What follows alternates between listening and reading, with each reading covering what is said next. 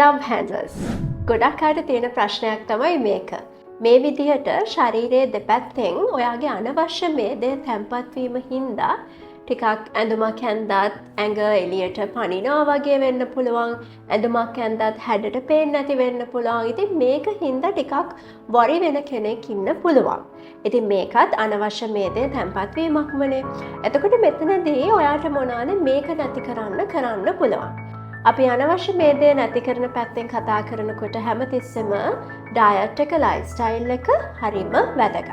එතනින් පටන් ගන්න ඕනේ නිවැරදි ඩයට් එකක් ලයිෆ්ස්ටයිල් එකක් ගෙනියන කෙනෙක්, නිවැරදි ව්‍යායාම කරන කෙනෙක්ට රූපලාවන්‍ය වෛද්‍ය විද්‍යාව ඇතුලේ කොස්මෙටොලොජිකල් ට්‍රීට්මන්ට්ස් පැත්තෙන් මොනවද තියෙන දේවල්. ඒවා තමයි මැෂින් ට්‍රීට්මන්ට්ස් තියෙනවා. එතකොට මැෂින් ට්‍රීට්මන්ට්ස් වලදී විවිධ තාක්ෂණයන් විවිධ ටෙක්නොලොජි භාවිතා කරලා අපිට පුළුවන් මේද තට්ටුව හිමීට දිය කරන්න. ඒ වගේම ෆැට් ඩිසෝල්වින් ඉන්ජෙක්ෂන්ස් තියෙනවා. ඒ දේවල් වලින් මේදය දිය කිරීම ඉක්මන් කරන්න පුළුවන්.